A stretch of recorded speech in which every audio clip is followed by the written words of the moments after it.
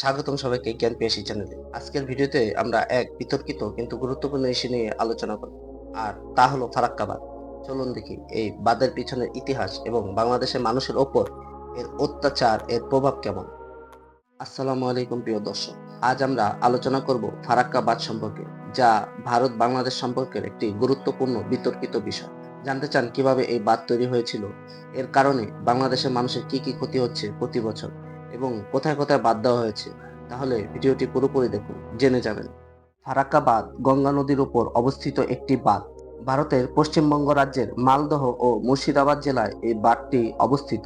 1961 সালে এই বাঁধ নির্মাণের কাজ শুরু হয়, শেষ হয় 1975 সালে। সেই বছর 21শে এপ্রিল থেকে বাঁধ চালু হয়। ফারাক্কা বাঁধ 2240 মিটার এবং 7350 ফুট লম্বা, যেটা প্রায় 156 কোটি রুপি ব্যয়ে সোভিয়েত রাশিয়ার সহায়তায় বানানো হয়েছিল। প্রতি বছর এই বাঁধের কারণে বাংলাদেশের কিছু অঞ্চলে প্রচুর ক্ষতির সম্মুখীন হতে হয়। বর্ষাকালে নদীর পানি বৃদ্ধি এবং কন্ট্রোল না থাকায় হাওর অঞ্চলে জলাবদ্ধতা বৃদ্ধি পায় এবং ভূমিক্ষয় হয়। এছাড়া বাঁধের কারণে সীমান্তের কিছু এলাকা পানিশূন্য হয়ে পড়ে, যা কৃষির জন্য ক্ষতিকর। গঙ্গা নদীর বুকে দেওয়া ভারতের ফারাক্কা বাঁধের কারণে ভাটিতে বাংলাদেশের উত্তরাঞ্চলের প্রায় 2 কোটি মানুষের সেচের পানির অভাবে ক্ষতিগ্রস্ত হচ্ছে। দক্ষিণাঞ্চলের আরও প্রায় 4 কোটি মানুষও 1/3 এলাকা সেচের পানির অভাবে ক্ষতিগ্রস্ত হয়েছে। গঙ্গা কপোতাক্ষ প্রকল্পের 65% এলাকাতেও সেচ দেওয়া সম্ভব হচ্ছে না। আরও নানামুখী ক্ষতি হচ্ছে বাংলাদেশে। আর্থিক হিসাবে বছরে প্রায় ক্ষতির পরিমাণ 5,000 কোটি টাকা।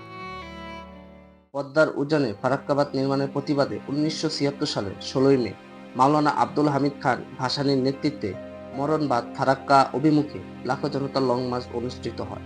এর পরিপ্রেক্ষিতে ভারত বাংলাদেশের সঙ্গে গঙ্গার পানি বন্টন চুক্তি করে, কিন্তু পরবর্তীতে আন্তর্জাতিক সব আইন লঙ্ঘন করে ভারত একাই গঙ্গার পানি নিচ্ছে। এতে ভাটির দেশ বাংলাদেশের বিস্তীর্ণ এলাকা মরুভূমিতে পরিণত হচ্ছে। ফারাক্কা বাঁধ ছাড়াও ভারত বাংলাদেশের বিভিন্ন সীমান্তবর্তী নদীতে বেশ কয়েকটি বাঁধ নির্মাণ করেছে। এই বাঁধগুলি যেমন ভারতের সেচ ও বিদ্যুৎ উৎপাদনে সাহায্য করে, তেমনি এটি বাংলাদেশের কিছু অঞ্চলের জল সংকট এবং বন্যা সমস্যা তৈরি করে।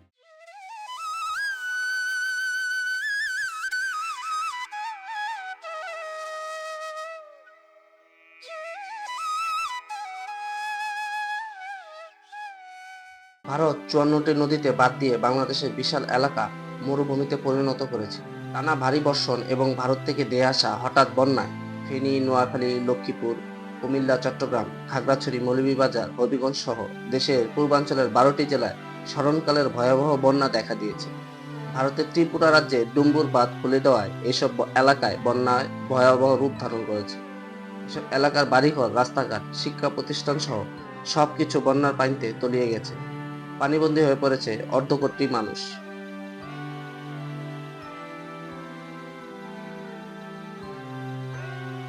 এছাড়াও তলিয়ে গিয়েছে মাছের ঘের, জমির ফসল, তরিতরকারি, ফলের বাগান পানিতে তলিয়ে গেছে। অসংখ্য গবাদি পশু, হাঁস মুরগি বানের পানিতে ভেসে গেছে। গৃহপালিত পশু রাখার জায়গা পাওয়া যাচ্ছে না। কিছু কিছু এলাকায় মানুষের ঘরের ছাদে ও টিনের চাল ছুঁয়ে ছুঁয়ে বন্যার পানি। এমন পরিস্থিতিতে মানবেতর জীবনযাপন করছে লাখো মানুষ। আমরা শুনে আসেছি, ভারত শুকনো মৌসুমে পানি আটকিয়ে রাখে, আর বর্ষা মৌসুমে রাতের আধারে একসঙ্গে সব গেট খুলে দেয়। গ্রীষ্মে যখন আমাদের পানির প্রয়োজন হয়, তখন তারা আমাদের পানি না দিয়ে শুকিয়ে মারে। পানির অভাবে হাজার হাজার একর জমি ফসল নষ্ট হয়ে যায়। আবার বর্ষার মৌসুমে যখন পানির প্রয়োজন নেই, তখন পানি ছেড়ে দিয়ে আমাদের বন্যায় ভাসায়। ভারত সরকারের এমন অমানবিক কর্মকাণ্ডে আমরা হতবাক।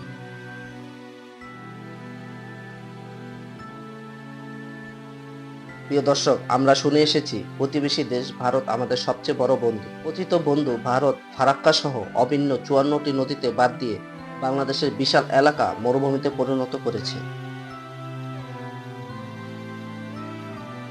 আপনার মনে করেন যখন পানির দরকার ফারাক্কা এখন পানি দেয় না, আর এখন পানি আপনার মানুষের কষ্ট, বাড়িঘর ভাঙিয়ে নিচু চলে গেছে নিচু জায়গায়, আর ফারাক্কা ছেড়ি টেড়ি দিয়ে আরও কষ্ট দিচ্ছে। গরু আর মানুষের অবস্থা গ্রামটা ঘুরিয়ে একটু শেষ পর্যন্ত দেখে আসে। তখন টিউবওয়েলও পানি পাওয়া যায় না, এরকম হয়ে যায়। নদীর পানি নিচু চলে যায় তলে। আবার এখন দেখা যাচ্ছে যে হঠাৎ পানি এসে সব ডুবে গেছে। ভিডিওটি দেখার জন্য ধন্যবাদ। আমাদের চ্যানেলটি সাবস্ক্রাইব করতে ভুলবেন না। আরও তথ্যবহুল ভিডিও পাওয়ার জন্য নোটিফিকেশন বেলটি অন করুন। দেখা হবে পরের ভিডিওতে। ততক্ষণ পর্যন্ত ভালো থাকুন এবং সুস্থ থাকুন। বাংলাদেশের মানুষের জন্য দোয়া করুন। আল্লাহ যেন আমাদের সব বিপদ থেকে রক্ষা করেন। আমিন।